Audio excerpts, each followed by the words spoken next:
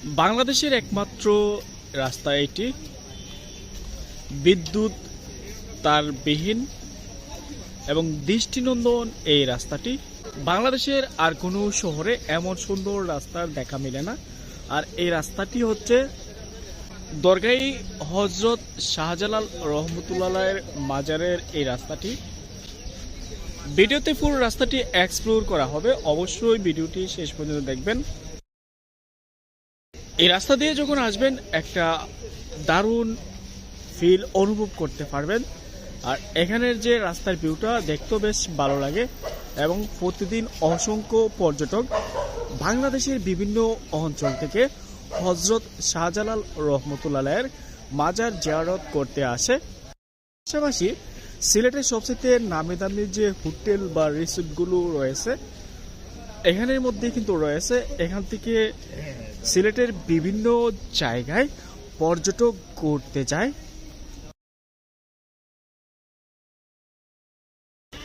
উঁচু উঁচু দালান কোটায় ভরপুর, পাশাপাশি সকালের যে নীরবতা সেটি দারুণ উপভোগ করার মতন। রাত 12টার পরেও এদিকের যে দৃশ্যটা লাইটিংয়ের বেশ ভালো লাগে। তবে এখন যেহেতু সকালবেলা মানুষ খুবই কম, দুপুরবেলা বা বিকেলবেলা এদিকে প্রচুর মানুষের ভরপুর থাকে।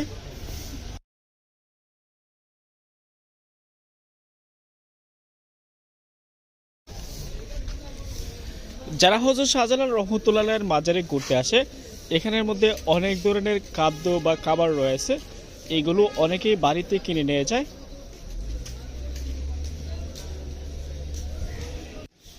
যেহেতু এলাকাটি ট্যুরিস্ট স্পট বা ট্যুরিস্ট অধ্যুষিত এলাকা, এখানের মধ্যে অনেক ধরনের পণ্য বেচা বিক্রি করে থাকে। পাশাপাশি এলাকার যে ভিউটা যত দেখবেন আপনার কাছে তত ভালো লাগবে। যাই হোক, আমি সামনের দিকে যাই, আরো সুন্দর সুন্দর ভিউ আমি আপনাদের দেখাবো। এগুলো হচ্ছে হস্তশিল্প, হাতের তৈরি, এগুলো বেশ সুন্দর। যেহেতু এখন পুরো দোকানপাট খোলা হয়নি তাই এখন ভালোভাবে দেখা যায়নি।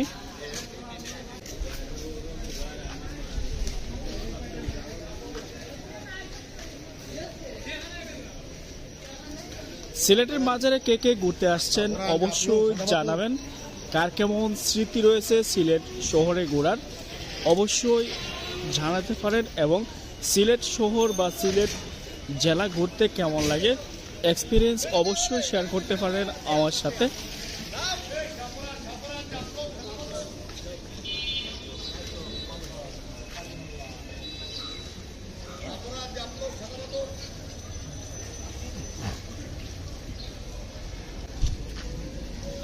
এদিকে লো বাজেট থেকে হাই বাজেট সব ধরনেরই কিন্তু হোটেল পাওয়া যায়। আর অনলাইনে বুকিং দিয়ে কিন্তু এখানে থাকা যায়। ইন্টারন্যাশনাল মানের বেশ কয়েকটি আবাসিক হোটেল রয়েছে।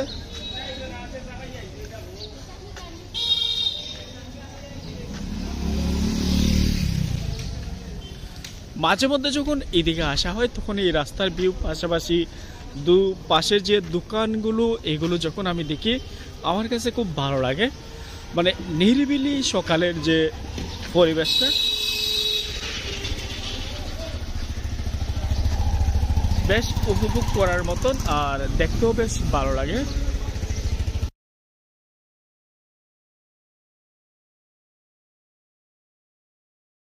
একটা কথা বলে রাখা ভালো, এখানে যে সিএনজিগুলো আছে সাদা পাথর, বোলাগঞ্জ, জাফলং বা কদমতলী বাস স্ট্যান্ড খুব সহজে কিন্তু যাওয়া যায়। তবে এখান থেকে যারা সিএনজি ভাড়া করবেন দরদাম অবশ্যই ফুরিয়ে যাবেন, না হলে অতিরিক্ত ভাড়া কিন্তু তারা চার্জ করে থাকে।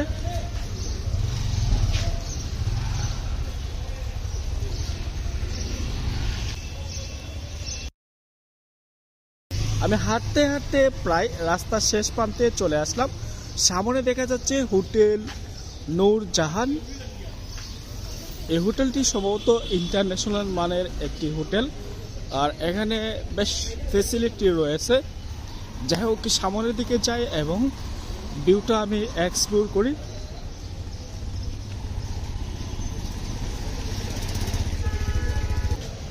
আমরা ঘোরাফেরা করি দেশের এক প্রান্ত থেকে অন্য প্রান্তে, দেশের সৌন্দর্য উপভোগ করি, আপনাদের সাথে সৌন্দর্য শেয়ার করি। কার কেমন লাগে আমার এই ভিডিওগুলো অবশ্যই জানাতে পারেন, এবং কোন ধরনের ভিডিও বা কেমন ভিডিও দেখতে চান অবশ্যই আমাকে জানাবেন।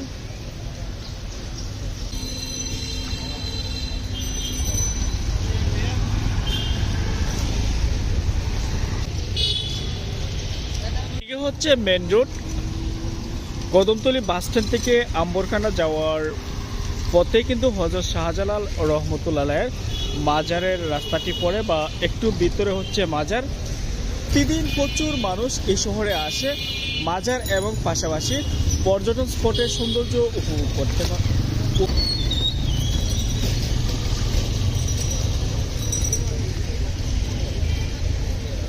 যেহেতু সিলেট হচ্ছে একটি পূর্ণভূমি, পবিত্র ভূমি, হযরত শাহজালাল রহমতুল্লাহ এখানে আসার পর অত্র অঞ্চলে ইসলামের দাওয়াত দেয় এবং এই অঞ্চলকে ইসলামী অঞ্চল বা এই মুসলমানদের একটি পূর্ণ জাগরণ তৈরি করে, এবং এখানের মধ্যে তিনি শায়িত হন, এবং ওনাকে ঘিরে কিন্তু বাংলাদেশের বিভিন্ন অঞ্চল থেকে মুসলিম ধর্মপ্রাণ পাশাপাশি অন্য ধর্মের লোকেরাও কিন্তু এখানে ছুটে আসে মাজার জিয়ারত করার উদ্দেশ্যে।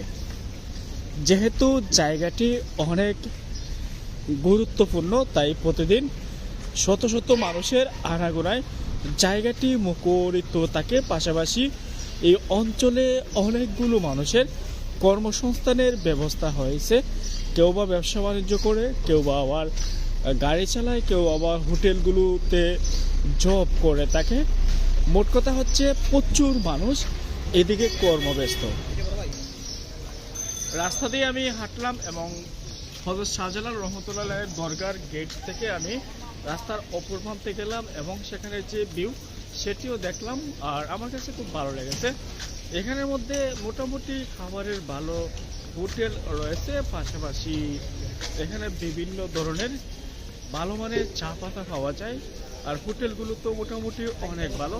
সিলেটের সবচেয়ে বেশি হোটেল হচ্ছে হযরত শাহজালাল রহমতুল্লাহের মাজারের বা দরগার আশেপাশে, আর অন্যান্য জায়গায় হোটেল রয়েছে, তবে এদিকে বেশি ভালো মানের হোটেলও আছে এবং সস্তায়ও থাকতে পারবেন।